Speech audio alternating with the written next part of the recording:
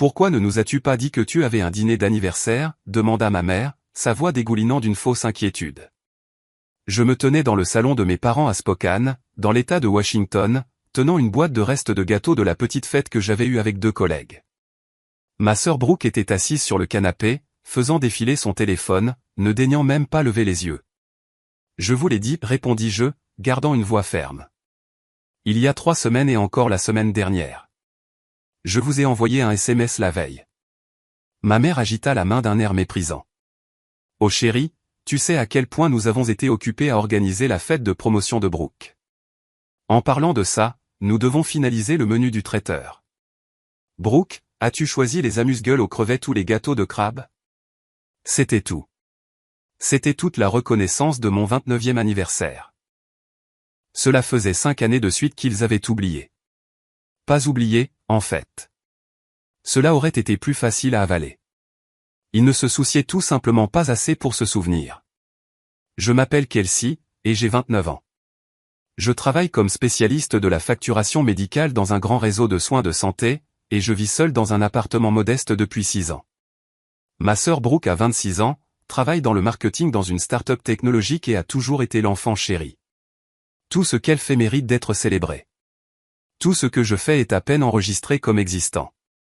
J'ai posé la boîte à gâteaux sur le comptoir de la cuisine. À l'intérieur se trouvait un petit gâteau au chocolat avec « Joyeux anniversaire », Kelsey l'écrit en glaçage violet. Je l'avais acheté moi-même à la boulangerie de l'épicerie parce que personne d'autre n'allait le faire. En fait, je ne peux pas rester, dis-je.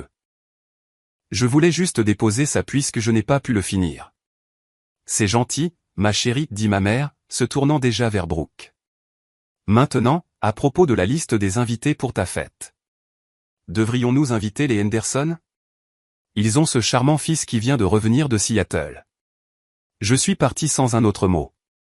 Personne n'a remarqué. Le trajet de retour à mon appartement a duré 20 minutes, et j'ai passé chaque seconde à repasser l'interaction dans ma tête. 5 ans.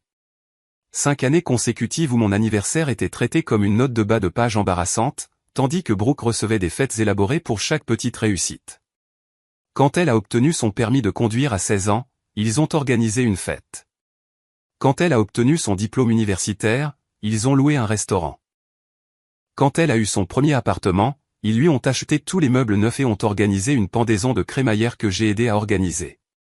Quand j'ai obtenu mon diplôme universitaire, ils m'ont emmené dîner dans un restaurant de chaîne. Quand j'ai eu mon premier appartement, ils m'ont demandé si j'avais besoin d'aide pour déménager, mais ont annulé à la dernière minute parce que Brooke avait un rendez-vous pour lequel elle avait besoin de conseils. Quand j'ai été promu à un poste de spécialiste principal de la facturation il y a 2 ans, ils m'ont dit félicitations par SMS, puis m'ont demandé si je pouvais aider à payer la nouvelle voiture de Brooke. J'ai aidé à payer cette voiture, comme une idiote. Je leur ai envoyé $2000 parce que la famille est censée aider la famille. Brooke ne m'a jamais remercié.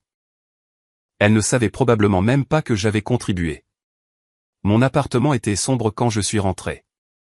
J'ai allumé les lumières et j'ai regardé l'espace que j'avais aménagé à ma façon.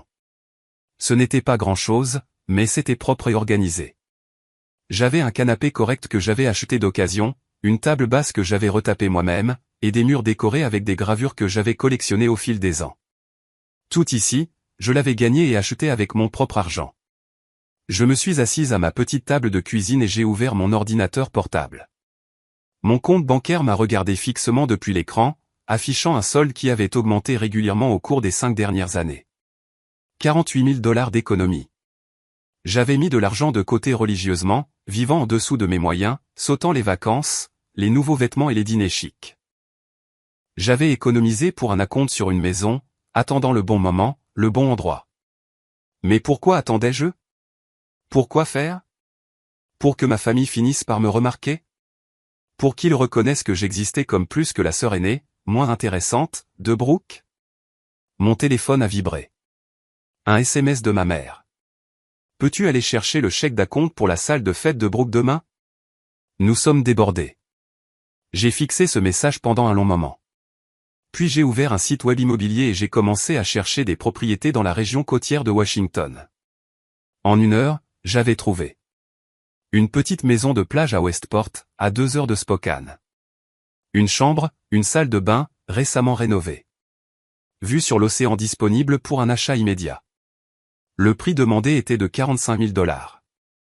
J'ai marqué l'annonce et j'ai fermé mon ordinateur portable. Quelque chose était en train de changer en moi. Une décision se cristallisait que j'évitais depuis des années. J'en avais assez d'être invisible. J'en avais assez d'être tenu pour acquise. J'en avais assez de regarder ma famille célébrer Brooke tout en me traitant comme une pensée après coup. Cet anniversaire allait être différent. Pas de la façon dont j'avais toujours espéré, avec eux se souvenant enfin et se souciant de moi. Différent d'une manière qui les ferait remarquer qu'ils le veuillent ou non. Le lendemain matin, j'ai appelé l'agent immobilier inscrite sur l'annonce de la maison de plage. Elle s'appelait Patricia, et elle a semblé surprise quand je lui ai dit que je voulais faire une offre le jour même. La plupart des gens aiment visiter la propriété d'abord, dit-elle. Pouvons-nous prévoir une visite pour ce week-end, demandai-je. Si c'est ce que je veux, je ferai une offre immédiatement. Vous semblez très certaine. Je le suis. Samedi matin, j'ai conduit à Westport seul. J'avais dit à ma mère que je ne pouvais pas aller chercher le chèque d'acompte parce que j'avais des projets, et elle avait répondu par un SMS passif-agressif sur le fait que je ne prenais jamais de temps pour la famille. L'ironie ne m'a pas échappé. Le trajet m'a emmené le long de la côte avec des aperçus de l'océan gris entre les arbres. Westport était une petite ville de pêche, calme et usée par les intempéries. La maison de plage était située sur un petit terrain à 3 pâtés de maison de l'accès principal à la plage. Elle était recouverte de bardeaux de cèdre avec des garnitures blanches, entourée d'herbes de plage qui se balançaient dans le vent constant. Patricia m'a rencontré à l'extérieur. Elle avait la cinquantaine avec des cheveux gris courts et une manière pragmatique que j'ai appréciée. Ce n'est pas luxueux, dit-elle en ouvrant la porte. Mais c'est solide. Les anciens propriétaires en ont bien pris soin. L'intérieur était simple. Des planchers de bois franc partout, une petite cuisine avec des appareils modernes, un salon avec de grandes fenêtres donnant à l'ouest vers l'océan. La chambre était confortable avec des étagères intégrées et une vue sur l'herbe de plage. La salle de bain avait une baignoire sur pied qui m'a immédiatement fait imaginer de longs bains tranquilles avec un livre. J'ai traversé chaque pièce lentement, m'imaginant ici, me réveillant au son des vagues, buvant du café sur la petite véranda avant, ayant un endroit qui était entièrement à moi, où personne ne pouvait me tenir pour acquise parce que personne ne serait invité à moins que je ne choisisse spécifiquement de les inclure. Je vais vous laisser un peu de temps pour réfléchir, dit Patricia. Mais j'ai secoué la tête. Je n'ai pas besoin de temps. Je veux faire une offre. Le prix demandé intégral. Content. Ses sourcils se sont levés. Content? Vous avez déjà organisé le financement? Aucun financement nécessaire. J'ai l'argent. Nous avons passé les 2 heures suivantes dans un café à examiner les documents. Patricia n'arrêtait pas de me lancer des regards que je ne pouvais pas tout à fait déchiffrer. Quelque part entre le respect et l'inquiétude. Puis-je vous demander quelque chose de personnel, dit-elle finalement pendant que nous attendions que son bureau prépare les documents initiaux. Bien sûr. Est-ce que vous fuyez quelque chose, ou est-ce que vous courez vers quelque chose? J'y ai pensé. Les deux, peut-être. Est-ce que ça a de l'importance? Pas légalement, non, mais d'après mon expérience, acheter une propriété par colère ou par dépit ne finit généralement pas bien. Ce n'est pas de la colère, dis-je, et je le pensais. C'est de la clarté. L'offre a été acceptée dans les 24 heures. Les vendeurs étaient motivés, et une offre en espèces sans condition a facilité la décision. La clôture était prévue dans 3 semaines, juste après mon anniversaire. Pendant ces 3 semaines, je n'ai rien dit à ma famille. Je suis allé travailler, je suis rentré à la maison et j'ai passé mes soirées à faire des recherches sur tout ce que je devais savoir sur la possession d'une maison de plage. J'ai appris à hivernaliser les tuyaux, à entretenir les bardeaux de cèdre et l'air salin, et les meilleurs endroits pour acheter des fruits de mer frais à Westport. Ma mère a appelé 2 fois pendant cette période. Une fois pour me demander si je pouvais aider à préparer la fête de promotion de Brooke, et une fois pour me demander si je pouvais contribuer au coût de la fête car elle dépassait le budget. J'ai trouvé des excuses les 2 fois. Elle a semblé agacée, mais pas inquiète. Elle ne m'a pas demandé comment j'allais. Elle n'a pas mentionné mon anniversaire, qui était maintenant dans moins d'une semaine. La fête de promotion de Brooke a eu lieu un samedi. J'avais été invité, évidemment, mais je leur avais dit que je ne pouvais pas venir. La réponse de ma mère avait été glaciale. J'espère que ce que tu fais est plus important que de soutenir ta sœur. Je n'ai pas répondu à ce SMS. Au lieu de cela, j'ai passé ce samedi à la maison de plage à faire une dernière visite avant la clôture. Les vendeurs l'avaient laissée propre et vide, prête pour son nouveau propriétaire. Je me suis tenu au milieu du salon, regardant l'océan gris à travers les fenêtres, et j'ai ressenti quelque chose que je n'avais pas ressenti depuis des années. La paix. Mon anniversaire tombait un mercredi. J'ai pris un jour de congé, j'ai conduit à Westport et j'ai officiellement clos l'achat de la maison de plage. Patricia m'a remis les clés avec un sourire. Joyeux anniversaire, dit-elle. J'ai vu la date sur vos papiers. Merci. J'ai tenu les clés dans ma paume, sentant leur poids. J'espère que cet endroit vous apportera tout ce que vous recherchez. J'ai passé le reste de la journée à la maison de plage, assise sur la véranda avec une bouteille de vin et un gobelet en plastique. J'avais apporté quelques affaires avec moi. Une chaise de plage, une couverture, quelques provisions de base. Alors que le soleil commençait à se coucher, j'ai sorti mon téléphone et j'ai pris une photo, moi assise sur la chaise avec la maison de plage visible derrière moi, levant le gobelet de vin vers la caméra. L'océan était une tache gris-bleu à l'arrière-plan. J'ai posté la photo sur les réseaux sociaux avec une simple légende, cadeau d'anniversaire à moi-même, famille non invitée. Puis j'ai éteint mon téléphone et j'ai regardé le coucher du soleil seul. Je n'ai pas rallumé mon téléphone avant le lendemain matin. Quand je l'ai fait, il a pratiquement explosé de notifications. 73 appels manqués, plus d'une centaine de SMS. Mon post sur les réseaux sociaux avait été partagé par des amis communs, commenté par de vieilles connaissances, et avait apparemment trouvé son chemin vers chaque membre de ma famille élargie. Le premier SMS de ma mère était arrivé 10 minutes après que j'ai posté la photo. De quoi s'agit-il? Puis 2 minutes plus tard, Kelsey, appelle-moi immédiatement suivi de « Est-ce une blague? Où as-tu trouvé l'argent pour une maison ?» Mon père avait envoyé un SMS, « Ta mère est très bouleversée. Nous devons en parler. » Les messages de Brooke étaient plus directs. Tu essaies sérieusement de faire du drama pendant mon mois? Je n'arrive pas à croire à quel point tu es égoïste. Il y avait des messages de tantes, d'oncles, de cousins à qui je n'avais pas parlé depuis des années.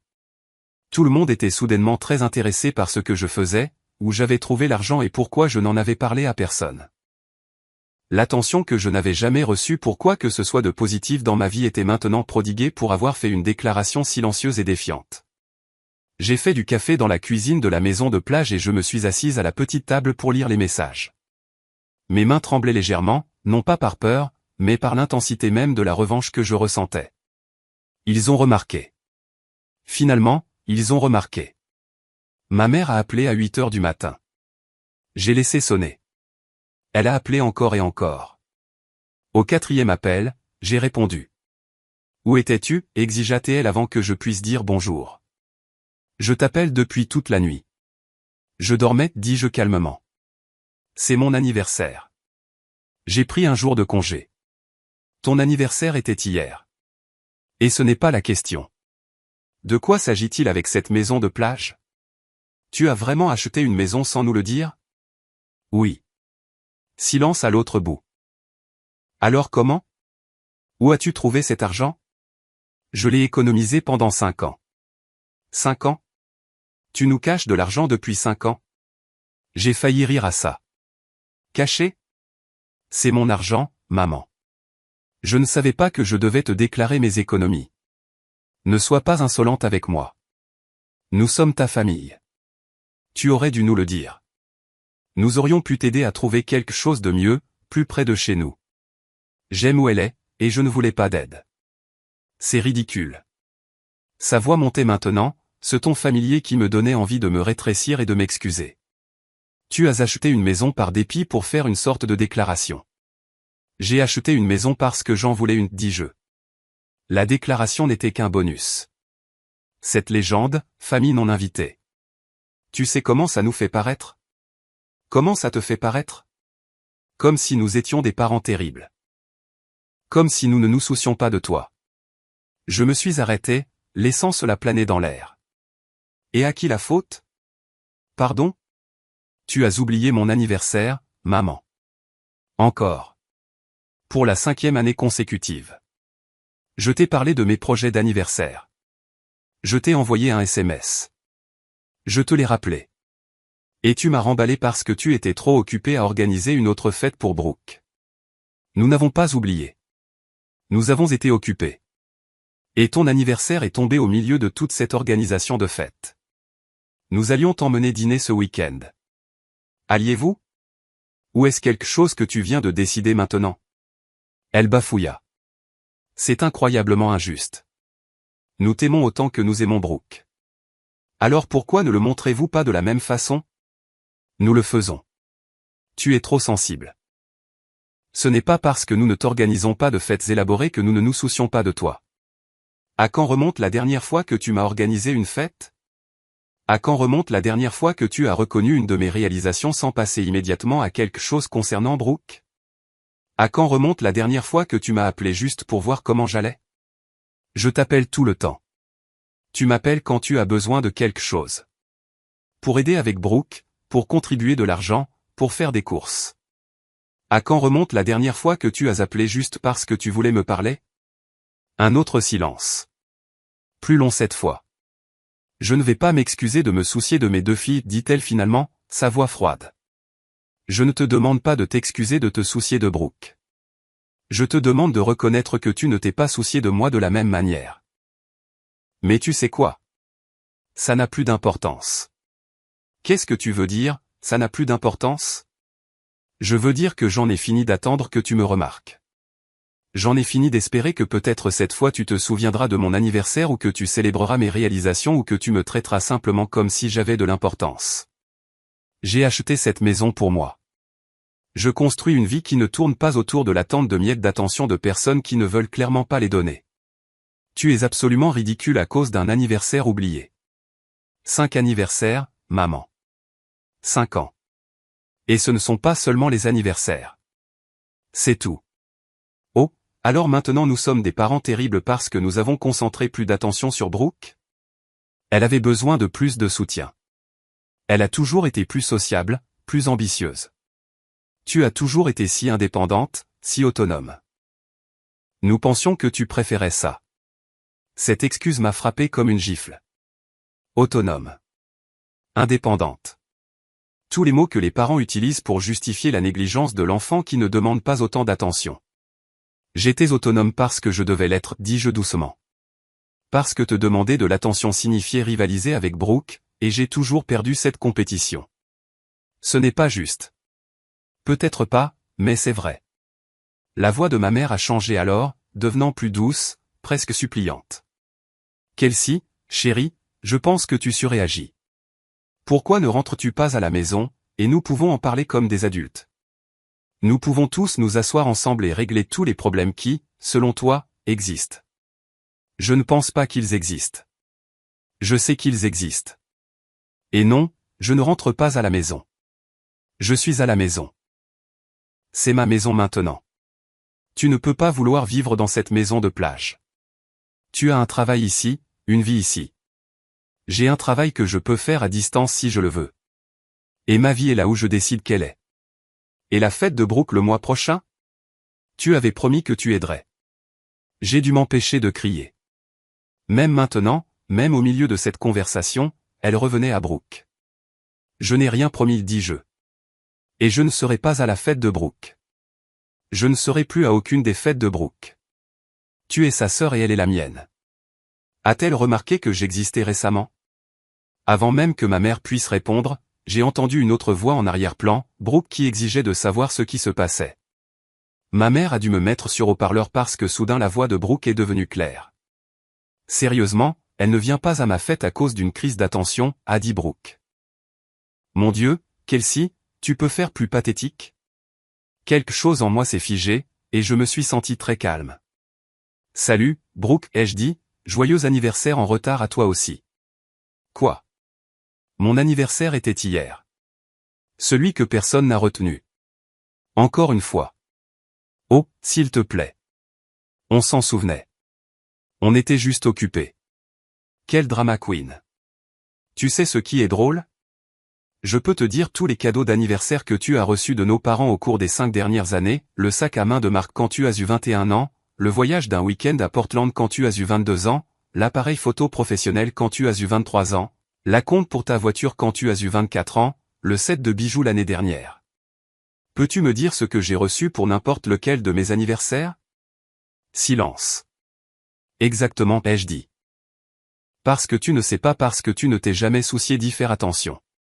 Ce n'est pas ma faute. Maman et papa te traitent différemment. Peut-être que si tu étais plus. Plus quoi? Plus comme toi, plus exigeante, plus encline à tout ramener à moi. Plus reconnaissante? Mon Dieu, sais-tu tout ce que maman et papa ont fait pour toi? Et tu le leur renvoies à la figure en achetant une maison et en postant cette légende passive-agressive. Qu'est-ce qu'ils ont fait pour moi, Brooke? Dis-moi spécifiquement une chose qu'ils ont faite pour moi au cours des 5 dernières années qui n'était pas liée à toi ou à quelque chose dont ils avaient besoin de moi. Encore plus de silence, puis sur la défensive, ils t'ont laissé vivre à la maison pendant tes études. La plupart des parents aussi. Quoi d'autre? C'est stupide. Je ne joue pas à ton jeu de victime. Ce n'est pas un jeu. C'est ma réalité, et j'en ai fini avec ça.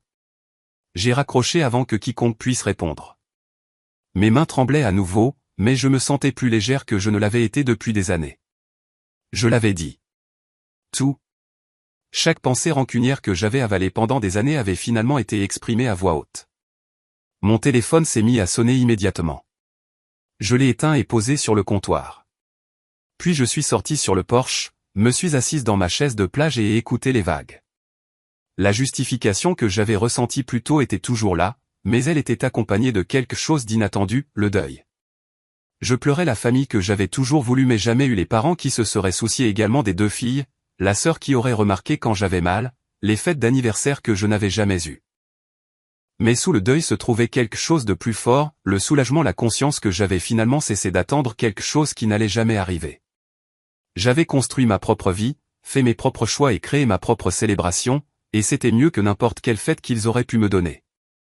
J'ai passé les 3 jours suivants à la maison de plage, ignorant les notifications constantes sur mon téléphone.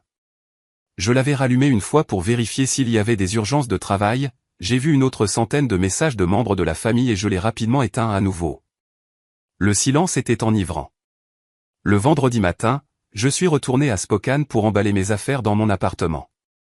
J'avais déjà contacté mon propriétaire pour rompre mon bail plus tôt et j'étais prête à payer la pénalité. Mon travail avait une politique de travail à distance dont je n'avais jamais profité, et mon patron avait approuvé ma demande de travailler à domicile indéfiniment sans aucun problème.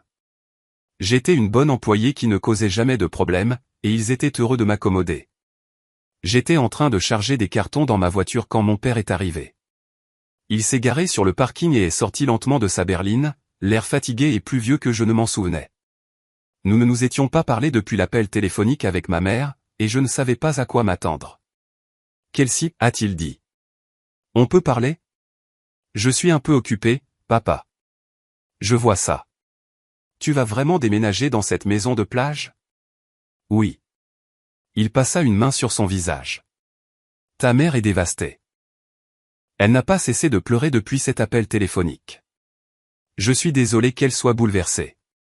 Vraiment? Parce qu'on dirait que tu voulais la blesser. J'ai posé le carton que je portais et me suis tourné pour le regarder en face. Je voulais qu'elle me remarque.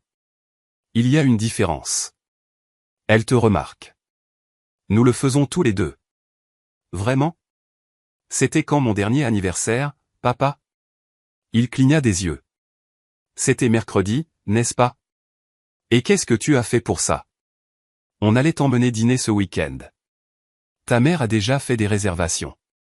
J'ai sorti mon téléphone, je l'ai allumé juste assez longtemps pour lui montrer l'écran, puis je le lui ai tendu. Montre-moi la confirmation de réservation. Montre-moi n'importe quel texto ou email prouvant que vous avez fait ces plans avant que je ne poste cette photo. Il a regardé le téléphone, son visage rougissant. Je n'ai pas besoin de te prouver quoi que ce soit parce que tu ne peux pas, parce que vous n'avez pas fait ces plans avant que je ne vous dénonce. Tu n'es pas contrarié de m'avoir blessé, papa. Tu es contrarié que j'ai fait en sorte que d'autres personnes le voient. Ce n'est pas vrai. On t'aime, Kelsey. Tout ce qu'on a fait, c'était pour vous deux, les filles. Tout ce que vous avez fait, c'était pour Brooke. Je n'ai été que le personnage secondaire de son histoire, la sœur aînée fiable qui aide, contribue financièrement, se présente en cas de besoin et ne se plaint jamais d'être négligée. Tu exagères. Vraiment? J'ai aidé à payer la voiture de Brooke. Tu le savais, ça? Maman m'a demandé $2000, et je les ai donnés. Brooke m'a-t-elle jamais remercié? Toi. Son expression a changé, quelque chose comme la honte traversant son visage. Je ne savais pas que tu avais contribué à ça. Bien sûr que non, parce que tu n'as pas demandé d'où venait l'argent. Tu l'as juste accepté et tu es passé à autre chose, tout comme tu as accepté tout ce que j'ai fait pour cette famille sans jamais le reconnaître. On apprécie ce que tu fais. Non, vous vous y attendez. Il y a une différence. L'appréciation nécessite une reconnaissance. L'attente, c'est juste prendre quelqu'un pour acquis. Mon père a regardé les cartons dans ma voiture, puis de nouveau moi. Qu'est-ce que tu attends de nous, Kelsey? Des excuses? D'accord. Je suis désolé qu'on ait oublié ton anniversaire. Je suis désolé qu'on n'ait pas été aussi attentif que tu l'aurais voulu. Mais tu es adulte maintenant. À un moment donné, tu dois arrêter de compter les points et juste accepter que les familles ne sont pas parfaites. Je ne compte pas les points. Je fixe des limites. Et ma limite, c'est que j'en ai fini d'être invisible dans cette famille. Tu n'es pas invisible. Tu es dramatique. Alors, cite une chose que je t'ai dite sur ma vie au cours des 6 derniers mois. Un intérêt, un objectif, un problème que j'ai mentionné. Il ouvrit la bouche, puis la referma. J'ai attendu, mais rien ne vint. J'ai obtenu une promotion il y a 8 mois, dis-je doucement. Elle s'accompagnait d'une augmentation de 15% et d'un nouveau titre. Je te l'ai dit, à toi et à maman, au dîner. Tu as dit félicitations et tu as immédiatement commencé à parler du nouvel appartement de Brooke. Je ne pense pas que tu aies même entendu à quel poste j'ai été promu. Spécialiste senior de la facturation, a-t-il dit rapidement, et je pouvais le voir s'accrocher au souvenir, mais ses yeux me disaient qu'il avait juste deviné en fonction de ce qu'il savait de mon travail. Bien essayé. Analyste senior des revenus, département différent, responsabilités différentes. Mais tu ne le saurais pas parce que tu ne l'as jamais demandé. Kelsey, j'ai 2 filles. Je ne peux pas me souvenir de tous les détails de vos 2 vies. Je ne te demande pas de te souvenir de tous les détails. Je te demande de te souvenir de quoi que ce soit. Mais tu peux me dire exactement à quoi ressemble le nouvel appartement de Brooke, ce qu'implique sa promotion et ce qu'elle a posté sur les réseaux sociaux parce que tu portes attention à sa vie. Tu ne portes juste pas attention à la mienne. Les épaules de mon père s'affaissèrent. Qu'est-ce que tu veux que je dise? Rien. Je ne veux pas que tu dises quoi que ce soit. Je voulais que tu te soucies assez pour déjà savoir ces choses. Mais puisque tu ne le fais pas, je me retire de la situation. Tu nous punis. Non, je me protège. Il y a une différence. Il resta là un long moment, l'air perdu. Puis il dit, ta mère veut que tu viennes dîner dimanche, toute la famille. On peut arranger ça. Je ne viens pas dîner, papa. J'en ai fini avec les dîners où je suis une réflexion après coup, avec les fêtes où tout tourne autour de Brooke, avec la demande constante de mon temps et de mon argent tout en ne donnant rien en retour. J'en ai fini. Tu es notre fille. Tu ne peux pas simplement t'éloigner de ta famille. Regarde-moi faire. J'ai chargé le dernier carton dans ma voiture et je me suis installé sur le siège du conducteur. Mon père se tenait sur le parking, l'air plus petit, alors que je m'éloignais. Dans mon rétroviseur, je l'ai vu sortir son téléphone, probablement pour appeler ma mère et lui faire son rapport. Le trajet jusqu'à Westport était différent cette fois, plus léger. Chaque kilomètre que je mettais entre moi et Spokane me donnait l'impression de me débarrasser d'un poids que je portais depuis des années. Au moment où j'ai atteint la maison de plage, le soleil se couchait, peignant le ciel dans des nuances d'orange et de rose. J'ai passé le week-end à déballer et à faire en sorte que la maison de plage ressemble à un chez-moi. J'ai accroché des rideaux que j'avais achetés dans un magasin discount, j'ai rangé mes livres sur les étagères de la chambre et j'ai installé mon petit bureau dans le coin du salon où je travaillerai à distance. Ce n'était pas grand-chose, mais c'était à moi. Le dimanche soir, mon téléphone a sonné. Pas ma mère ou mon père cette fois, mais ma tante Patricia, la sœur aînée de ma mère, quelqu'un que j'avais toujours bien aimé mais que je voyais rarement. J'ai répondu avec hésitation. Kelsey, ma chérie, j'ai vu ton message, dit-elle, et je veux juste que tu saches que je comprends. Tu comprends? Oui. Ta mère et moi avons grandi avec une dynamique d'enfant chéri, aussi. J'étais toi dans ce scénario. Il m'a fallu des années pour fixer des limites à nos parents et encore plus longtemps pour réparer ma relation avec ta mère. Je ne suis pas sûr de vouloir réparer quoi que ce soit en ce moment. Je ne dis pas que tu devrais le faire. Je dis juste que je comprends.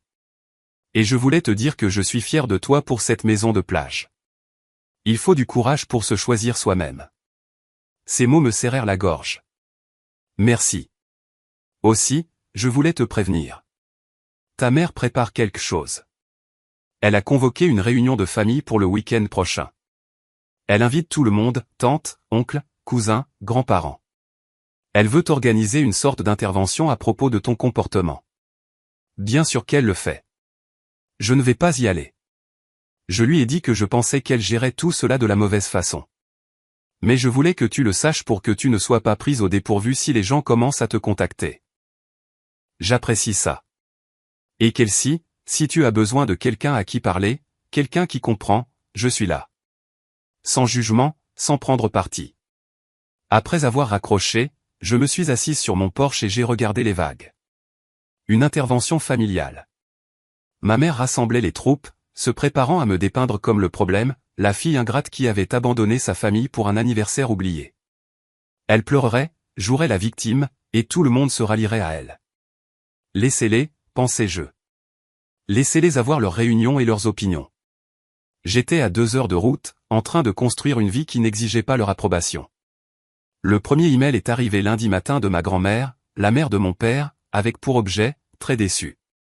Kelsey, j'ai élevé ton père pour qu'il valorise la famille par-dessus tout. Je suis choqué et attristé par ton comportement récent, acheter une maison sans en parler à personne, poster ce message blessant, refuser de parler à tes parents. Ce n'est pas comme ça qu'on t'a appris à te comporter. Les problèmes familiaux doivent être résolus en privé, et non diffusés sur les réseaux sociaux pour que tout le monde les voie. Je m'attends à ce que tu t'excuses auprès de ta mère et que tu arranges les choses. Ton grand-père et moi n'avons pas tout sacrifié pour cette famille pour que tu puisses faire des crises de colère et t'en aller. Nous serons à la réunion de famille le week-end prochain, et j'espère que tu auras la maturité d'y assister. Avec amour, mamie. Je l'ai supprimé sans répondre. Puis est arrivé un email de la meilleure amie de Brooke, Ashley, quelqu'un qui ne m'avait jamais dit plus de 2 mots dans le passé. Salut, Kelsey. Je voulais juste te contacter parce que Brooke est vraiment blessée par ce que tu as fait. Elle pleure depuis des jours et ne comprend pas pourquoi tu es si cruel. Je sais que les familles ont des drames, mais poster cette photo était vraiment méchant. Brooke t'a toujours admiré comme sa grande sœur, et maintenant elle a l'impression que tu la détestes. Peut-être devrais-tu réfléchir à la façon dont tes actions affectent les autres avant de faire quelque chose d'aussi égoïste. Juste mes 200. J'ai failli rire à celle-là. Brooke pleurait depuis des jours. Brooke, qui ne pouvait pas citer un seul de mes intérêts ou se souvenir de mon titre de poste, était dévastée que j'ai fixé une limite. D'autres emails sont arrivés tout au long de la semaine de cousins que je connaissais à peine, d'amis de la famille, de personnes qui n'avaient jamais pris la peine de reconnaître mon anniversaire, mais qui étaient soudainement très préoccupés par l'unité familiale. Le thème commun était clair, j'étais égoïste, dramatique et blessante. Je devais m'excuser et arranger les choses. Personne n'a demandé si j'allais bien. Personne n'a remis en question pourquoi j'avais ressenti le besoin de faire une déclaration aussi radicale. Ils avaient tous accepté la version des événements de ma mère sans poser de questions. Le mercredi, ma mère a laissé un message vocal. Je ne l'ai pas écouté au début, mais la curiosité a pris le dessus ce soir-là. Kelsey, ça suffit maintenant. J'ai essayé d'être compréhensive, mais tu es en train de déchirer cette famille. Sais-tu combien de personnes m'ont appelé pour me demander ce qui ne va pas? Combien de personnes pensent que nous sommes de terribles parents à cause de ce que tu as posté? Ta grand-mère est dévastée. Ton père dort à peine. Brooke ne peut pas se concentrer sur son travail parce qu'elle est tellement bouleversée, tout ça parce que tu as décidé de faire une crise de colère à cause d'un anniversaire oublié. J'organise une réunion de famille ce samedi à 14 heures. Tout le monde sera là, tes grands-parents, tes tantes et oncles, tous ceux qui t'aiment et veulent t'aider à voir la raison. Je m'attends à ce que tu sois là. Nous sommes ta famille, Kelsey. Tu ne peux pas simplement nous quitter parce que tu as pitié de toi-même. Rappelle-moi et confirme que tu seras présente. Nous devons résoudre ce problème. J'ai sauvegardé le message vocal, puis j'ai envoyé un seul texto en réponse, je ne serai pas présente. Merci de ne plus me contacter. Sa réponse est arrivée en quelques secondes, si tu ne viens pas à cette réunion, tu choisis de mettre fin à ta relation avec toute cette famille. C'est vraiment ce que tu veux. J'ai regardé ce message pendant longtemps. La menace était claire, se présenter et se soumettre à leur jugement ou être complètement coupé. C'était censé me faire peur, me faire prendre conscience de ce que j'allais perdre. Mais alors que j'étais assise là dans ma maison de plage, à écouter les vagues et à ressentir la paix que j'avais trouvée dans ce petit espace, j'ai réalisé quelque chose d'important, je les avais déjà perdus. Ou peut-être ne les avais-je jamais vraiment eus au départ. J'ai répondu, si c'est ce que tu penses qu'il va se passer, alors tu as déjà fait ton choix. Mais ce n'est pas moi qui mets fin à quoi que ce soit. C'est moi qui ai enfin cessé de prétendre que tout allait bien. Je l'ai bloqué après ça. Ensuite, j'ai bloqué mon père, Brooke, et tous ceux qui m'envoyaient des messages pour essayer de me culpabiliser et de me forcer à m'excuser. Le silence qui a suivi était assourdissant au début, mais il est ensuite devenu paisible. Jeudi, quelque chose d'inattendu s'est produit. J'ai reçu un message sur les réseaux sociaux d'une personne nommée Jenna. Son profil montrait une femme de mon âge environ souriant devant un paysage de montagne. Salut Kelsey. J'espère que ce message ne te paraîtra pas bizarre, mais j'ai vu ta publication sur la maison de plage dans ta légende. Je voulais juste te dire que je comprends parfaitement ce que tu traverses. J'ai vécu quelque chose de similaire avec ma propre famille il y a 3 ans. Ils ont oublié mon 30e anniversaire tout en organisant une fête élaborée pour mon jeune frère. Et quand je leur ai fait remarquer, ils m'ont fait sentir que j'étais le problème parce que j'étais trop sensible. Il m'a fallu beaucoup de temps pour réaliser que je ne réagissais pas de manière excessive. J'étais juste enfin en train de reconnaître un schéma qui était là depuis toute ma vie. Fixer des limites avec la famille est l'une des choses les plus difficiles à faire, mais aussi l'une des plus importantes. Je ne sais pas si tu as besoin d'entendre ça, mais tu n'es pas folle. Tu n'es pas égoïste, et tu n'as pas tort de te choisir. Cette maison de plage a l'air magnifique, au fait. J'espère qu'elle t'apportera la paix. J'ai lu ce message 3 fois, sentant les larmes me monter aux yeux. Une parfaite inconnue comprenait ce que ma propre famille refusait de reconnaître. Je lui ai envoyé une réponse pour la remercier, et nous avons fini par échanger des messages pendant plus d'1 heure. Elle m'a parlé de son parcours de fixation de limites, des membres de sa famille qui avaient fini par comprendre et de ceux qui ne l'avaient jamais fait. Elle m'a dit que c'était normal de pleurer la famille que j'avais voulu tout en me protégeant de la famille que j'avais. Cette conversation a fait plus pour moi que n'importe quelle réunion de famille aurait pu le faire. Vendredi soir, mon téléphone a sonné avec un numéro inconnu. Contre mon meilleur jugement, j'ai répondu. Kelsey, c'est Daniel. Daniel, le jeune frère de ma mère. Je n'avais pas eu de nouvelles de lui depuis plus d'1 an. Salut, oncle Daniel. Écoute, je t'appelle parce que ta mère m'a demandé d'essayer de te faire entendre raison. Elle est vraiment bouleversée par toute cette situation. Je suis sûr qu'elle l'est, mais je n'appelle pas pour faire ça. J'appelle pour te dire que je ne vais pas à cette réunion de famille. Je me suis redressé. Tu n'y vas pas? Non, parce que j'ai regardé cette pièce se jouer. Et honnêtement, je pense que ta mère est hors de propos. Vraiment? Vraiment. Écoute, j'aime ma sœur, mais elle a toujours eu cette façon de réécrire l'histoire pour se faire passer pour la victime. Et j'ai vu comment elle te traite par rapport à la façon dont elle traite Brooke. Je l'ai vu pendant des années et je n'ai jamais rien dit. Et je suis désolé pour ça. Pourquoi tu n'as rien dit? Parce que c'était plus facile de ne pas le faire. Parce que dénoncer les dynamiques familiales, c'est compliqué et inconfortable.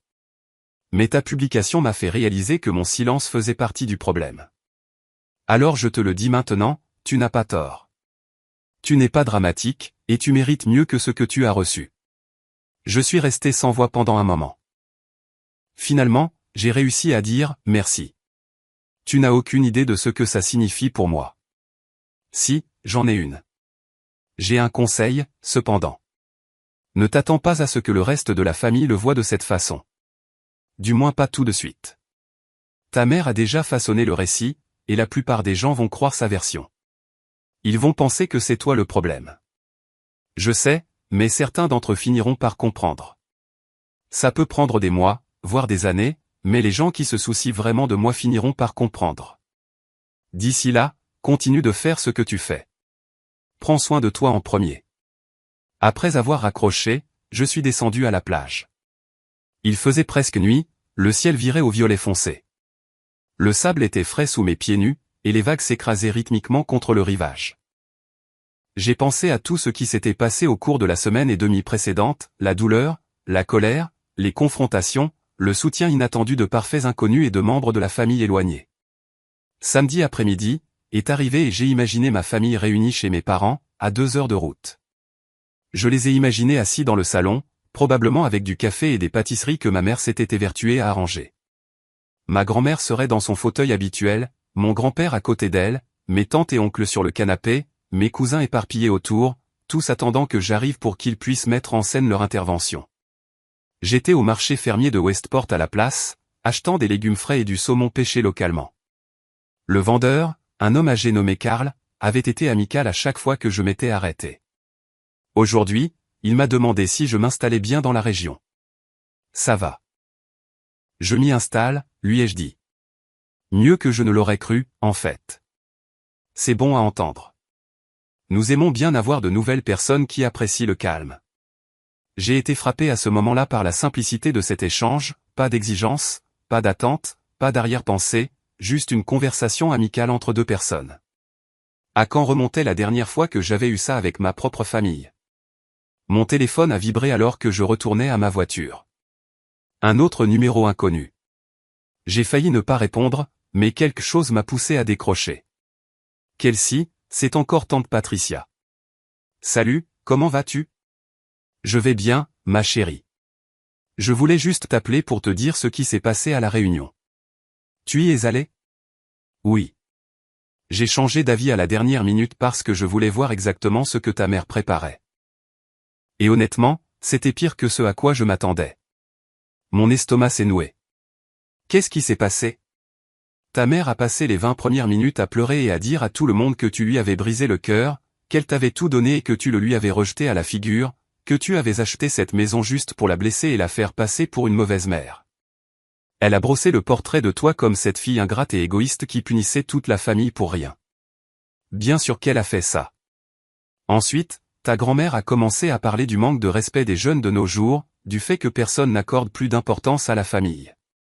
Ton père est resté assis là, l'air malheureux, mais sans contredire quoi que ce soit.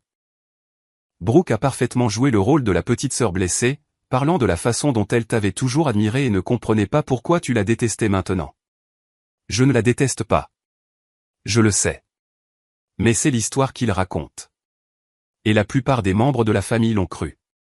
Ils ont passé 1 heure à discuter de la façon de te gérer, des conséquences à prévoir pour ton comportement, de la possibilité de te couper financièrement. Ils ne me donnent pas d'argent. Je n'ai rien pris d'eux depuis des années. Je l'ai fait remarquer. J'ai également souligné que je ne me souvenais pas de la dernière fois que quelqu'un avait reconnu ton anniversaire et qu'il y avait peut-être une raison pour laquelle tu te sentais négligé. Ta mère n'a pas apprécié ça. Qu'est-ce qu'elle a dit?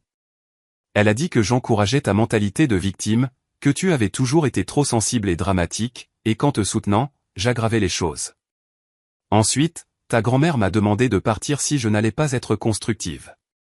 Patricia, je suis tellement désolé. Ne t'excuse pas. Je leur ai dit qu'ils devraient avoir honte de transformer ça en intervention au lieu d'examiner leur propre comportement.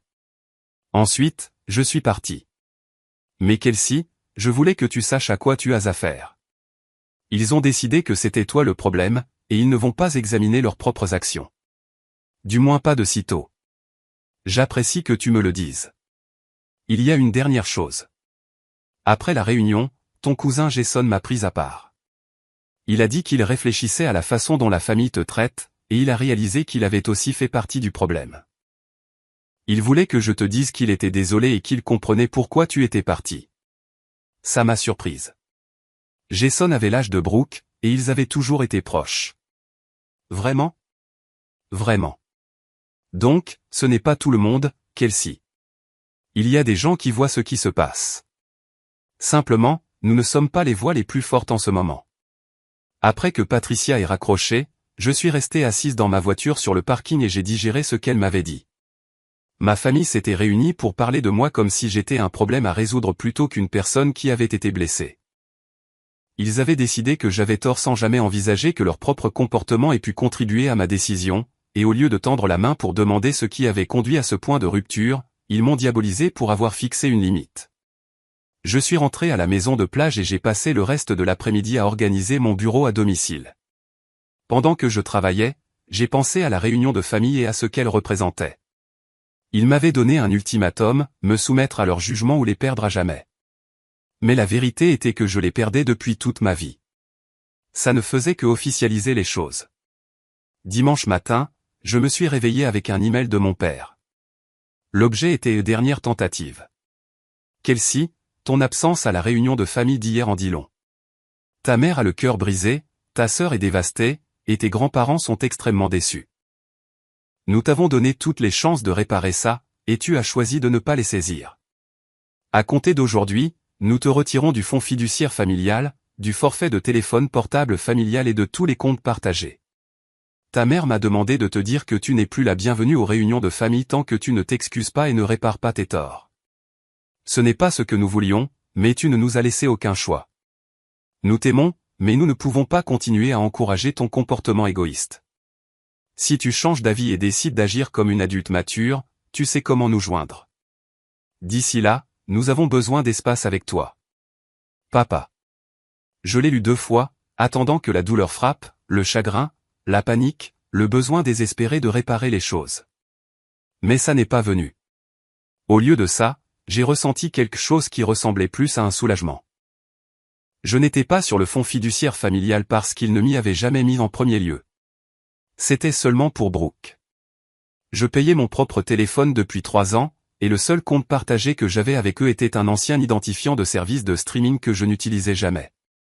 Ils me coupaient de choses que je n'avais jamais eues ou dont je n'avais plus besoin. J'ai tapé une réponse. J'accepte votre décision. J'espère que vous trouverez tous la paix avec vos choix comme j'ai trouvé la paix avec les miens. Prenez soin de vous. Ensuite, j'ai fermé mon ordinateur portable et suis allé me promener sur la plage. Le matin était gris et brumeux, le genre de temps qui m'aurait déprimé dans mon ancienne vie. Mais maintenant, c'était approprié, purificateur en quelque sorte. Le brouillard obscurcissait tout à plus de 6 mètres, créant un sentiment d'isolement qui aurait dû être solitaire, mais qui se sentait sûr à la place. Quand je suis rentré à la maison, j'avais un nouvel email de Brooke cette fois. Kelsey, j'ai besoin que tu saches à quel point tu m'as blessé. Je pensais que nous étions proches. Je pensais que tu étais quelqu'un sur qui je pouvais compter. Mais tu as montré tes vraies couleurs en abandonnant la famille pour quelque chose d'aussi stupide. Maman est dévastée. Papa a l'air d'avoir 10 ans de plus. Grand-maman dit qu'elle n'a peut-être plus beaucoup de temps à vivre, et tu rends ces dernières années misérables. Tout ça parce que tu voulais attirer l'attention. Eh bien, félicitations. Tu l'as obtenu. J'espère que tu es heureuse dans ta petite maison de plage, vivant seule sans personne qui t'aime, parce que c'est ce que tu as choisi. Tu as choisi une maison plutôt que ta famille. Et quand tu réaliseras à quel point c'était une grosse erreur, ne reviens pas en rampant en t'attendant à ce que nous t'accueillions à bras ouverts. Certaines choses sont irréversibles. J'en ai fini avec toi. J'ai regardé cet email pendant longtemps. La manipulation était si évidente que c'en était presque drôle, le culpabiliser, le chantage émotionnel, l'hypothèse que c'était moi qui avais tout gâché, pas un mot reconnaissant leur rôle dans tout ça, pas un moment d'introspection ou d'empathie. Je n'ai pas répondu. J'ai enregistré l'email dans un dossier que j'ai créé appelé épreuve avec tous les autres messages des 2 dernières semaines. Ensuite, je me suis préparé un petit déjeuner et me suis assise sur mon porche à regarder le brouillard se lever lentement. Mon téléphone a sonné vers midi. Un autre numéro inconnu. Cette fois, j'ai laissé la messagerie vocale prendre le relais. Quand je l'ai vérifié plus tard, c'était ma grand-mère. Kelsey, c'est ta grand-mère. Je ne comprends pas ce qui t'arrive, mais ce comportement est inacceptable. Nous t'avons élevé mieux que ça. Ta mère est hors d'elle de chagrin, et la tension artérielle de ton grand-père est montée en flèche à cause de cette situation. Nous sommes trop vieux pour gérer ce genre de drame. Tu dois mettre de côté ta fierté et t'excuser immédiatement auprès de ta mère. La famille est la chose la plus importante dans la vie, et tu la jettes par la fenêtre pour rien. Rappelle-moi pour que nous puissions discuter de ça comme des gens raisonnables. J'ai supprimé le message vocal sans répondre.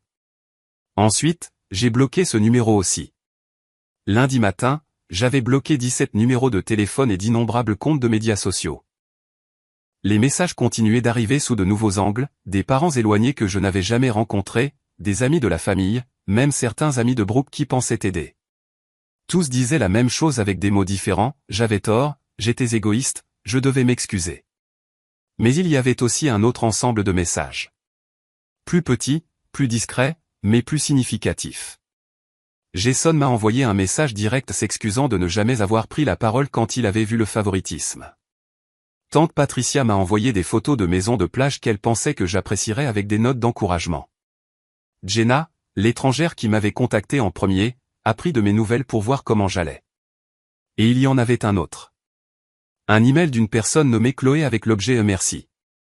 Salut, Kelsey. Tu ne me connais pas, mais j'ai vu ta publication sur la maison de plage partagée par un ami commun. Je voulais juste te remercier d'avoir eu le courage de faire ce que j'ai eu trop peur de faire pendant des années.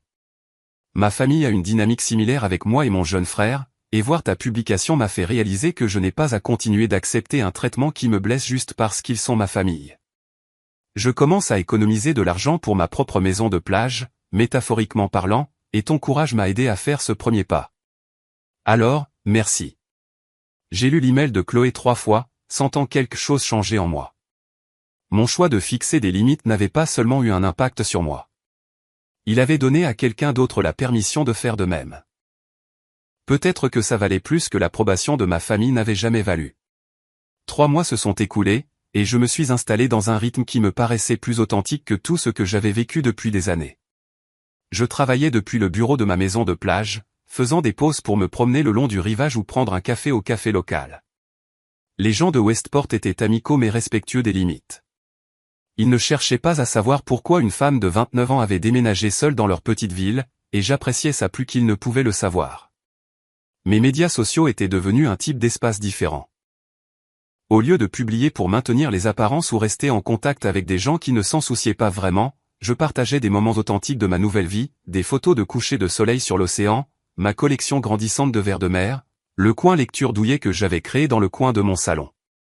Chaque publication était simple, non filtrée et entièrement pour moi. Les commentaires étaient intéressants. D'anciennes connaissances que j'avais à peine connues ont commencé à s'engager plus que ma famille ne l'avait jamais fait. Les gens disaient des choses comme « ça a l'air tellement paisible, tu as l'air vraiment heureuse, et je suis inspiré par ton courage de recommencer à zéro ». Mais il y avait aussi une absence notable, aucun commentaire de Brooke, de mes parents, ou de la plupart des membres de ma famille élargie. Ils avaient fait leur choix, et j'avais fait le mien. Début décembre, j'ai publié une photo de mon arbre de Noël. Il était petit et légèrement tordu, décoré avec des ornements que j'avais achetés dans une vente de succession et enfilés avec des lumières qui projetaient une lueur chaude à travers mon salon. La légende disait « Premier Noël dans ma propre maison ». Première fois que je suis enthousiaste à l'idée des fêtes depuis des années. En moins d'une heure, j'ai reçu un message de ma mère. Elle n'avait pas été bloquée sur les médias sociaux. J'avais décidé que couper tout contact lui donnerait des munitions pour affirmer que j'avais fermé tout le monde à l'extérieur. Au lieu de ça, j'avais simplement cessé de répondre à ses messages, la laissant voir ma vie continuer sans elle. Kelsey, je vois que tu ne rentres pas à la maison pour Noël. Je veux que tu saches que nous aurons une place réservée pour toi au dîner si tu changes d'avis. Brooke amène son nouveau petit ami, et ça signifierait beaucoup pour la famille si tu étais là. Ça fait 3 mois. Ne penses-tu pas qu'il est temps de passer à autre chose? J'ai regardé ce message, analysant chaque mot, pas d'excuses, pas de reconnaissance de ce qui s'était passé, juste une attente qu'assez de temps se soit écoulé et que je devrais être prête à faire comme si de rien n'était. Et le détail sur le nouveau petit ami de Brooke, bien sûr, était inclus, une autre étape importante dans la vie de Brooke que je devais absolument venir célébrer. Je n'ai pas répondu. Au lieu de ça, j'ai publié une autre photo le lendemain, moi au marché des fêtes locales tenant une tasse de cidre chaud et souriant sincèrement. La légende, construire de nouvelles traditions. Cette nuit-là, Brooke a appelé. J'ai failli ne pas répondre, mais la curiosité a pris le dessus. « Qu'est-ce que tu veux ?» ai-je demandé quand j'ai décroché. « Waouh, bonjour à toi aussi », a-t-elle dit, sa voix dégoulinant d'une fausse douceur. « Je t'appelle parce que maman m'a demandé d'essayer de te parler. Elle est vraiment blessée que tu refuses de rentrer à la maison pour Noël. » Je ne refuse pas de rentrer à la maison. Je suis à la maison. Tu sais ce que je veux dire, chez nos parents pour la réunion de famille. Je n'ai pas vraiment été invité. Maman a juste dit qu'il y aurait une place réservée. Ce n'est pas une invitation. C'est une façon passive-agressive de me faire passer pour la méchante quand je ne me pointe pas. Mon Dieu, tu dois toujours rendre tout si compliqué. Tu ne peux pas juste venir au dîner de Noël et être normal pour une fois. Définis normal. Tu sais, agir comme un membre de la famille. Arrête d'être si dramatique à propos de tout. Brooke, au cours des 3 mois qui se sont écoulés depuis que je suis parti, m'as-tu une seule fois demandé comment j'allais? As-tu une seule fois reconnu que peut-être la façon dont j'ai été traité a contribué à ma décision? Oh, on recommence avec la victime. Tu n'es pas la seule personne dans cette famille qui existe, Kelsey. Tu as raison. Je ne le suis pas. Mais je suis la seule personne qui a été constamment traitée comme si je n'avais pas d'importance. C'est tellement. Tu comptes. Tu as toujours compté. Tu es juste en colère que maman et papa n'adorent pas le sol sur lequel tu marches comme tu penses qu'ils devraient le faire. Je n'ai jamais voulu être adoré. Je voulais une reconnaissance basique. Mais tu ne comprendrais pas ça parce que tu n'en as jamais manqué. Peu importe. Je ne vais pas te supplier de venir à Noël. Mais je veux que tu saches que tu gâches tout pour tout le monde. Maman pleure chaque fois que quelqu'un demande si tu viens. Papa parle à peine au dîner. Grand-maman et grand-papa n'arrêtent pas de demander ce qu'ils ont mal fait. Tu déchires cette famille. Et pourquoi faire? Une stupide maison de plage. La maison de plage n'est pas le problème, Brooke. Ça ne l'a jamais été. Alors, quel est le problème? Qu'est-ce que tu veux de nous? Rien. Je ne veux plus rien de vous. C'est tout le problème. Elle est restée silencieuse pendant un moment. Puis, tu sais quoi? Très bien. Ne viens pas à Noël. On passera un meilleur moment sans toi de toute façon. Au moins, on n'aura pas à marcher sur des œufs en craignant de t'offenser. Vous ne vous êtes jamais inquiété de m'offenser avant. Pourquoi commencer maintenant? Elle a raccroché sans répondre. Je me suis assise sur mon canapé, caressant le chat que j'avais adopté 2 semaines plus tôt, un chat tigré orange ébouriffé nommé Captain qui était au refuge depuis 6 mois parce qu'il était trop indépendant. Il ronronnait sur mes genoux, complètement satisfait, ne demandant rien d'autre que de la nourriture de temps en temps et la liberté d'aller et venir comme il le souhaitait. Nous nous comprenions parfaitement. Mon téléphone a vibré avec un message de tante Patricia. J'ai entendu dire que Brooke t'avait appelé. Ne la laisse pas te monter à la tête. Tu fais du bon travail. J'ai souri et ai renvoyé un emoji cœur. Patricia était devenue une alliée inattendue, prenant régulièrement de mes nouvelles et m'offrant son soutien sans essayer de résoudre la situation ou de me pousser à me réconcilier. Elle était même venue me rendre visite une fois, passant un week-end à marcher sur la plage et à parler de sa propre expérience de fixation de limites avec sa famille. Noël est arrivé, et je l'ai passé exactement comme je le voulais. Je me suis réveillé tard, me suis préparé un petit déjeuner sophistiqué et j'ai passé l'après-midi à lire près de la cheminée. Le soir, j'ai passé un appel vidéo avec Jenna, l'étrangère qui m'avait contacté en premier après ma publication originale. Nous étions devenus de véritables amis au cours des 3 derniers mois, partageant nos expériences similaires avec les dynamiques familiales. Elle vivait dans le Colorado et planifiait sa propre évasion d'une situation familiale toxique. « Comment ça va ?» a-t-elle demandé, son visage remplissant l'écran de mon ordinateur portable. Étonnamment bien. Je pensais que je me sentirais triste ou seul aujourd'hui, mais surtout, je me sens en paix. C'est parce que tu n'es plus en train de performer. Tu ne prétends plus être heureuse dans une situation qui te rend misérable. Exactement. Ma famille voulait que je revienne et que j'agisse comme si de rien n'était, que je joue le rôle de belle-fille et sœur, que je souris pendant le dîner, et que je ne mentionne jamais qu'ils ont passé des années à me faire sentir invisible. Et au lieu de ça, tu t'es choisi. Ce n'est pas égoïste, c'est de la survie. Nous avons parlé pendant plus d'1 heure, et quand nous avons raccroché, je me sentais plus soutenu que je ne l'avais jamais été lors d'une réunion de famille. J'ai publié une photo ce jour-là, mon chat enroulé sur le canapé avec les lumières de l'arbre de Noël qui brillaient en arrière-plan. Légende, joyeux Noël de notre petit coin tranquille du monde. Captain et moi sommes exactement là où nous voulons être. Les commentaires étaient extrêmement positifs. Des amis avec lesquels j'avais perdu contact m'ont contacté en me disant qu'ils étaient fiers de moi. Des gens que je connaissais à peine ont envoyé des messages de soutien. Et notamment absents étaient tous les commentaires de ma famille immédiate. Mais j'ai reçu un email de mon père le 26 décembre. Objet, déçu. Kelsey, ton absence hier a été remarquée et profondément ressentie. Ta grand-mère a pleuré pendant la majeure partie du dîner. Ta mère a à peine mangé. Le petit ami de Brooke a demandé pourquoi tu n'étais pas là, et nous avons dû expliquer que tu as décidé que tu étais trop bien pour cette famille. J'espère que tu es heureuse de tes choix, mais je veux que tu saches que tu as brisé le cœur de ta mère. Elle ne s'en remettra peut-être jamais. Pense Y pendant que tu profites de ta maison de plage. J'ai enregistré l'email dans mon dossier de preuves mais je n'ai pas répondu. Le chantage émotionnel était évident. Les larmes de ma grand-mère, le cœur brisé de ma mère, tout cela de ma faute pour ne pas m'être soumise à leur dysfonctionnement. Mais j'apprenais à reconnaître la manipulation quand je la voyais, et je refusais de la laisser fonctionner davantage. Janvier a apporté un développement inattendu. J'étais à l'épicerie à Westport quand je suis tombé sur une femme que je reconnaissais vaguement de Spokane. Elle s'appelait Diane et elle avait été amie avec ma mère il y a des années.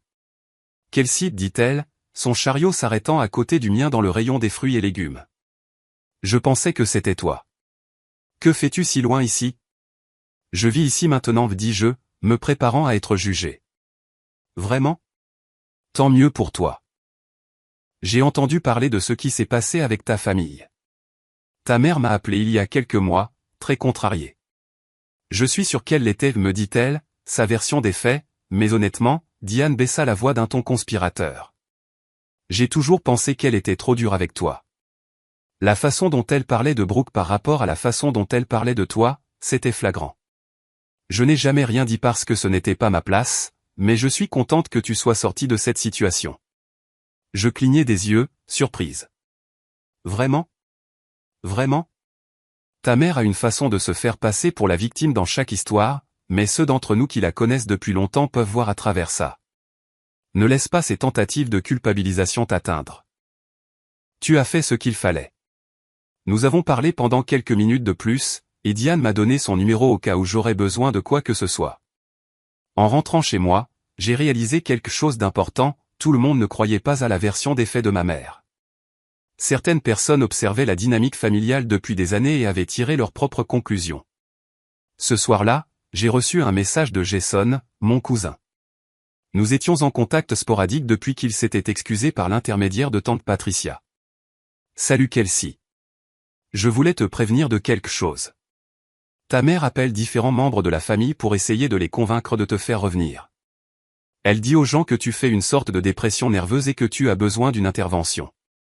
Je voulais juste que tu le saches au cas où quelqu'un te contacterait. Merci pour l'avertissement. Qu'est-ce que les gens disent? Réaction mitigée.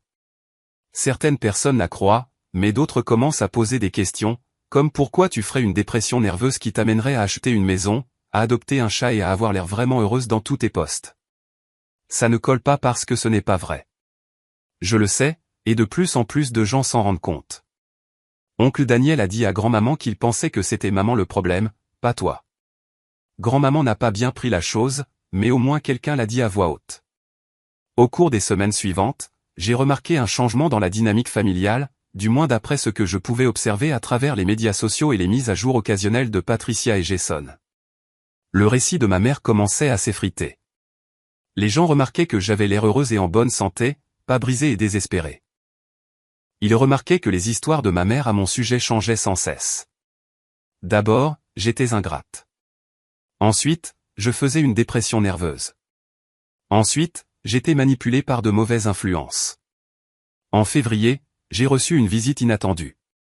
Je travaillais sur mon ordinateur portable quand quelqu'un a frappé à ma porte. J'ai ouvert et j'ai trouvé Brooke debout sur mon porche, l'air mal à l'aise et déplacé dans son manteau de créateur et ses bottes peu pratiques. « Je peux entrer ?» demanda-t-elle. Je suis resté un moment dans l'embrasure de la porte, hésitant. Puis je me suis écarté. Très bien. Elle entra et regarda autour d'elle, observant l'espace confortable que j'avais créé, les étagères à livres, les meubles confortables, les œuvres d'art que j'avais accrochées. Captain la regardait avec méfiance depuis son perchoir sur le dossier du canapé. « Bel endroit, dit-elle, bien que son ton suggérait qu'elle ne le pensait pas. Qu'est-ce que tu veux, Brooke ?» Elle s'assit sans être invitée, croisa les jambes et me regarda avec une expression que je ne pouvais pas tout à fait déchiffrer. Maman m'a envoyé. Bien sûr qu'elle l'a fait. Elle s'inquiète pour toi. Nous le sommes tous. Vous ne vous inquiétez pas pour moi. Vous êtes agacé que je ne joue plus mon rôle. Quel rôle? La sœur aînée qui soutient et qui se présente quand il le faut et s'efface le reste du temps. Celle qui contribue avec de l'argent et du temps mais ne demande jamais de reconnaissance. Celle qui vous fait tous bien paraître sans exiger aucun effort en retour. La mâchoire de Brooke se crispa. Ce n'est pas juste, n'est-ce pas? À quand remonte la dernière fois que tu as posé des questions sur ma vie? À quand remonte la dernière fois que tu t'es souvenu de quelque chose que je t'ai dit à propos de mon travail, de mes intérêts, de mes objectifs? Je sais que tu travailles dans la facturation médicale, l'analyse des revenus. Je ne travaille plus dans la facturation depuis 2 ans, mais tu ne le saurais pas parce que tu ne l'as jamais demandé. Elle détourna le regard, mal à l'aise. D'accord, très bien. Peut-être que je n'ai pas été aussi attentive que j'aurais dû l'être, mais ça ne veut pas dire que tu peux nous couper tous les ponts. Je n'ai coupé les ponts avec personne. J'ai fixé des limites. Il y a une différence. Des limites qui excluent toute ta famille de ta vie. Des limites qui me protègent d'être tenue pour acquise. Si tu ne vois pas la différence, c'est une partie du problème. Brooke se leva brusquement. Je ne suis pas venu ici pour me disputer avec toi. Alors pourquoi es-tu venu? Maman voulait que je te dise quelque chose. Elle prévoit de venir te voir la semaine prochaine. Elle veut en discuter en face à face, que tu le veuilles ou non. Elle n'est pas la bienvenue ici. Elle viendra quand même, et elle amènera papa et grand-maman. Ils vont te faire entendre raison. Il n'y a rien à discuter. J'ai fait mon choix. Tu ne peux pas simplement tourner le dos à ta famille, Kelsey. Ce n'est pas comme ça que ça marche. C'est exactement comme ça que ça marche quand ta famille te traite comme si tu n'avais pas d'importance. J'en ai assez d'expliquer ça à des gens qui refusent de comprendre.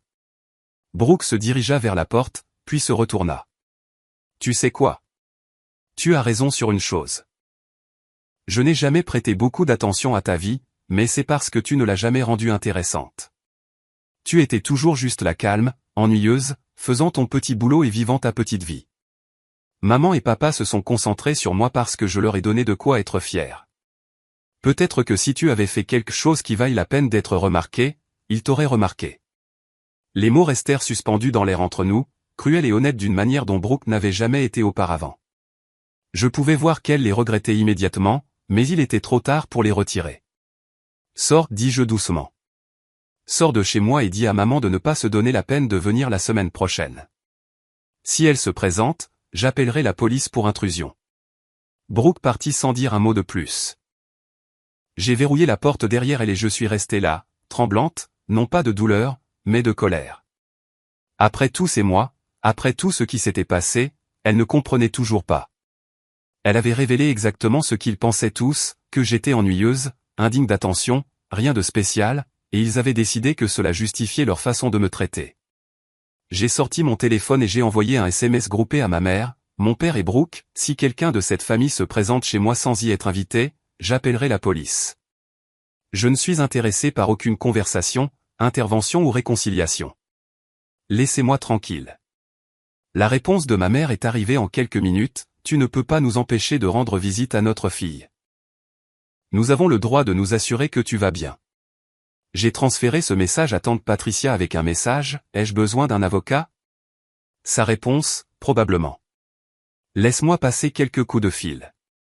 La tentative de visite n'a jamais eu lieu. Tante Patricia a contacté un ami avocat qui a envoyé à mes parents une lettre formelle de cessation et d'abstention, les avertissant que se présenter chez moi sans y être invité constituerait du harcèlement. Ma mère était furieuse, me laissant de nombreux messages vocaux sur le fait que j'avais impliqué des avocats et que je traitais ma propre famille comme des criminels. J'ai sauvegardé tous les messages vocaux, tous les SMS, tous les emails. Mon dossier de preuves s'était considérablement étoffé, documentant 3 mois de manipulation, de tentatives de culpabilisation et de menaces.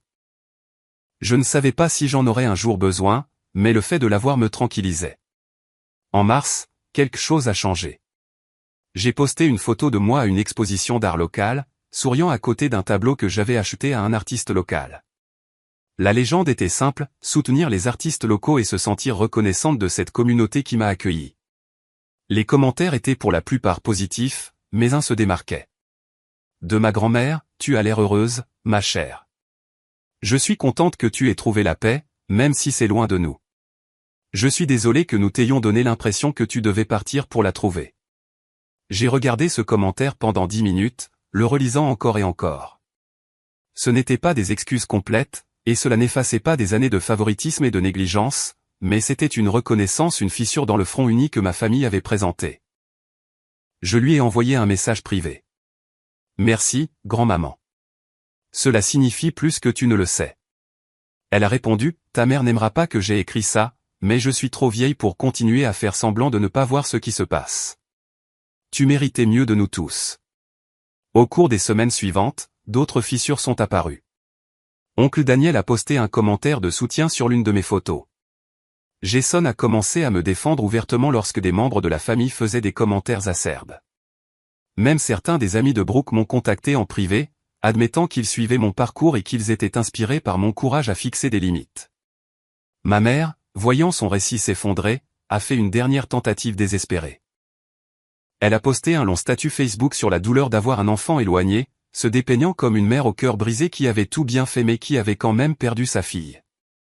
Elle a parlé d'amour inconditionnel, de liens familiaux qui ne pouvaient pas être brisés, de la façon dont elle serait toujours là quand je finirais par retrouver la raison. Les réactions ont été mitigées. Certaines personnes ont offert leur sympathie et leur soutien, mais d'autres, des personnes qui suivaient cette pièce de théâtre depuis des mois, l'ont dénoncée. Peut-être devriez-vous vous demander pourquoi votre fille a ressenti le besoin de partir, a écrit une personne. J'ai vu les posts de Kelsey, et elle semble vraiment heureuse. Ça n'arrive pas quand quelqu'un fuit une bonne situation. Une autre a ajouté, ma mère a supprimé le post dans les 24 heures. En avril, le jour de ce qui aurait dû être mon 30e anniversaire, j'ai posté une photo de moi sur la plage au coucher du soleil, tenant un verre de champagne. La légende disait, 30 ans aujourd'hui. Premier anniversaire depuis 6 ans que j'ai réellement célébré. Premier anniversaire qui me ressemble. À l'heure de choisir la paix plutôt que la performance, l'authenticité plutôt que l'approbation, et le respect de soi plutôt que les dysfonctionnements familiaux. La meilleure décision que j'ai jamais prise. Le post a reçu des centaines de likes et de commentaires. Les gens ont partagé leurs propres histoires de fixation de limites avec des membres de la famille toxique. Ils ont parlé de la culpabilité, du chagrin et, finalement, de la liberté qui découle du fait de se choisir soi-même. Mais le message le plus significatif est venu de Jenna. Je l'ai fait. J'ai déménagé. J'ai trouvé mon propre logement et j'ai dit à ma famille que j'avais besoin d'espace. Ton courage m'a donné du courage. Merci de m'avoir montré que c'était possible. J'ai pleuré en lisant ce message, non pas de tristesse, mais de la réalisation que mon choix de fixer des limites avait eu des répercussions au-delà de ma propre vie. J'avais donné à quelqu'un d'autre la permission de faire de même. Ma mère a envoyé un dernier email le jour de mon anniversaire. Ligne d'objet, s'il te plaît, Kelsey, c'est ton anniversaire et tu n'es pas là. Tu sais à quel point c'est injuste? À quel point la maison est vide sans toi?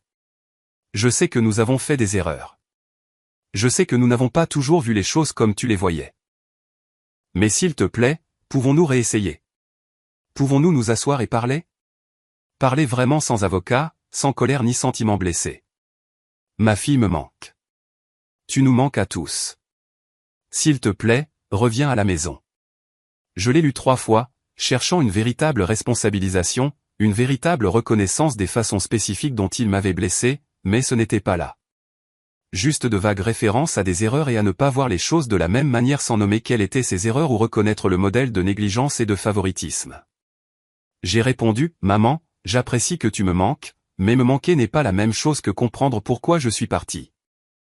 Tant que tu ne peux pas reconnaître spécifiquement les façons dont tu m'as traité différemment de Brooke, tant que tu ne peux pas reconnaître le modèle d'oublier mes anniversaires tout en célébrant chaque étape mineure de la sienne, tant que tu ne peux pas admettre que tu m'as tenu pour acquise pendant des années, nous n'avons rien à nous dire.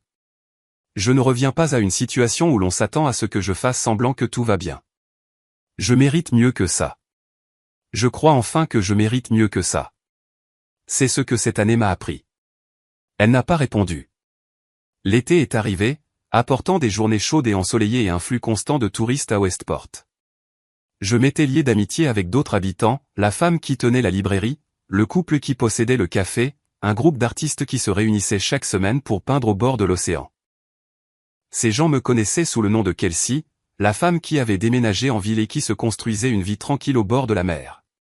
Ils ne connaissaient pas mon drame familial, et je ne leur en ai pas parlé. Ce n'était pas pertinent pour ce que je devenais. En août, j'ai reçu une invitation au mariage de Jason. Il se mariait en septembre, et il me l'avait adressé spécifiquement avec une note manuscrite. Je sais que ça peut être gênant étant donné la situation familiale, mais je veux vraiment que tu sois là. Tu es importante pour moi, et je ne laisse pas le drame de maman dicter qui peut célébrer avec moi. Pas de pression, mais j'espère que tu viendras. J'ai répondu oui, sachant que ce serait la première fois que je verrais la plupart de ma famille depuis que j'étais parti. Une partie de moi appréhendait ça, mais une autre partie se sentait prête. J'avais passé presque un an à construire une vie qui n'exigeait pas leur approbation.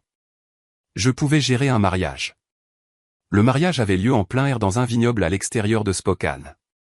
Je suis arrivé seul, portant une robe que j'avais achetée spécialement pour l'occasion, quelque chose qui me faisait me sentir confiante et belle. Alors que je marchais vers l'espace de la cérémonie, j'ai vu des têtes se tourner. Le visage de ma mère est devenu blanc. L'expression de Brooke était illisible. Mais Jason s'est illuminé quand il m'a vu et est immédiatement venu m'embrasser. « Tu es venu, dit-il, avec un bonheur sincère dans la voix. Bien sûr que je suis venu. Je n'aurais manqué ça pour rien au monde. » La cérémonie était magnifique, et pendant la réception, quelque chose d'intéressant s'est produit. Des gens se sont approchés de moi, des cousins, des tantes, des oncles, des amis de la famille. Ils ont posé des questions sur ma vie à Westport, m'ont complimenté sur mon bonheur apparent, et plusieurs ont admis qu'ils suivaient mes médias sociaux et qu'ils étaient inspirés par mon parcours. Ma mère a gardé ses distances, regardant depuis l'autre bout de la pièce avec une expression pincée. Brooke m'a complètement ignoré. Mon père avait l'air de vouloir s'approcher, mais il ne savait pas comment. C'est ma grand-mère qui a finalement brisé la glace. Elle s'est approchée pendant le dîner, se déplaçant lentement avec sa canne, et s'est assise à côté de moi. « Tu as l'air en forme, Kelsey, dit-elle. » « Merci, grand-maman. »« Vous aussi. » Je pensais ce que j'ai écrit dans ce commentaire. Je suis désolé que nous t'ayons manqué. Je suis désolé d'avoir suivi la version des faits de ta mère au lieu d'écouter la tienne. J'apprécie ça. Ton grand-père veut aussi s'excuser, mais il est têtu et ne sait pas comment faire. Il a beaucoup parlé de toi ces derniers temps, posant des questions sur ta vie, se demandant si tu es vraiment heureuse ou si tu fais juste semblant de l'être. Je suis vraiment heureuse. Je peux le voir. C'est dans tes yeux. Tu avais l'air diminué d'une certaine manière, comme si tu essayais toujours de prendre moins de place. Maintenant, tu as l'air de te sentir bien dans ta peau. Nous avons parlé pendant un certain temps, et quand elle est partie, j'ai senti quelque chose se relâcher dans ma poitrine, pas un pardon exactement, mais peut-être le début de celui-ci. Du moins avec elle. La soirée touchait à sa fin, et alors que je me préparais à partir, mon père s'est approché. « Kelsey, dit-il maladroitement. On peut parler ? » Nous sommes sortis dans le jardin du vignoble, à l'écart du bruit de la réception. « Tu as l'air bien, dit-il finalement. »« Merci. Ta mère, elle n'est pas prête à admettre qu'elle a eu tort.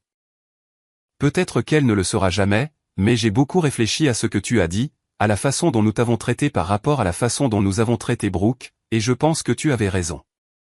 J'ai attendu, ne lui facilitant pas la tâche. Je ne peux pas te rendre ces années, continua-t-il. Je ne peux pas annuler les anniversaires que nous avons manqués ou les réalisations que nous avons négligées, mais je veux que tu saches que je le vois maintenant. Je vois ce que nous avons fait, et je suis désolé. Tu le vois, demandai-je. Ou es-tu juste désolé que je sois parti ? Il tressaillit. Les deux, peut-être. C'est assez honnête ? C'est un début. Est-ce qu'on peut essayer d'avoir une sorte de relation ? Même si c'est différent d'avant, peut-être. Mais ça doit être à mes conditions. Pas de tentative de culpabilisation concernant le fait de manquer des événements familiaux. Pas de pression pour se réconcilier avec maman si elle n'est pas disposée à faire le travail. Pas s'attendre à ce que je redevienne invisible. Je comprends. Et papa, si tu oublies encore mon anniversaire, c'est fini pour de bon. Il acquiesça, les yeux humides.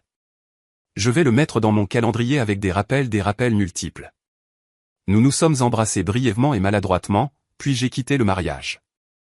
Alors que je rentrais à Westport, les fenêtres baissées et la musique à fond, j'ai ressenti quelque chose à quoi je ne m'attendais pas, de l'espoir, pas l'espoir que toute ma famille change soudainement, mais l'espoir que je puisse avoir des relations sélectives avec ceux qui sont prêts à faire des efforts. 6 mois plus tard, j'étais assise sur mon porche à regarder les vagues hivernales quand mon téléphone a sonné. C'était mon père qui appelait pour me souhaiter un joyeux anniversaire avec un jour d'avance. Juste au cas où, dit-il, il oublierait le jour même, bien qu'il ait promis qu'il ne le ferait pas. Nous avons parlé pendant 20 minutes de ma vie, de mon travail, du livre que je lisais. Il a posé des questions et a vraiment écouté les réponses. Ma mère ne s'est jamais excusée. Elle a maintenu sa version des faits, disant aux gens que j'avais réagi de manière excessive et que j'avais abandonné ma famille pour rien. Mais sa voix est devenue plus silencieuse avec le temps, car de plus en plus de gens ont cessé de croire son récit.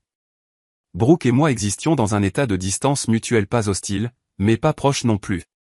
Nous échangions des messages polis occasionnels, mais aucune de nous ne forçait les choses.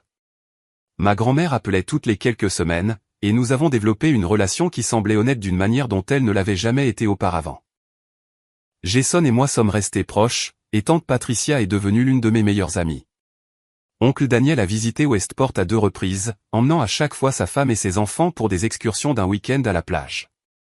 La famille dans laquelle j'étais née s'était fracturée, mais dans cette rupture, j'avais trouvé les personnes qui se souciaient réellement de moi en tant que personne plutôt qu'en tant que rôle à remplir. Et je m'étais construit une famille choisie à Westport, des amis qui connaissaient ma valeur sans que j'aie à la prouver, qui célébraient mes succès sans les comparer à ceux de personnes d'autres, qui se souvenaient de mon anniversaire sans rappel. Quant à la maison de plage qui avait tout déclenché, elle est restée mon sanctuaire, ma preuve que me choisir moi-même n'avait pas été égoïste. Ça avait été une question de survie. Chaque matin, je me réveillais au son des vagues, et chaque matin, j'étais reconnaissante du courage qu'il avait fallu pour poster cette simple photo avec cette simple légende, cadeau d'anniversaire à moi-même, famille non invitée. Les dysfonctionnements de ma famille leur avaient coûté une fille, mais leur rejet m'avait donné quelque chose de bien plus précieux, moi-même. En repensant à ce voyage de vengeance maintenant, j'ai réalisé qu'il n'avait jamais vraiment été question de vengeance du tout. Il s'agissait de récupérer ma voix, ma valeur et mon droit d'être vu. La maison de plage n'était pas une arme. C'était un miroir, forçant ma famille à voir exactement ce qu'elle faisait depuis des années. Certains d'entre eux ont finalement regardé. Certains d'entre eux ne le feraient jamais, et j'ai appris à accepter les deux.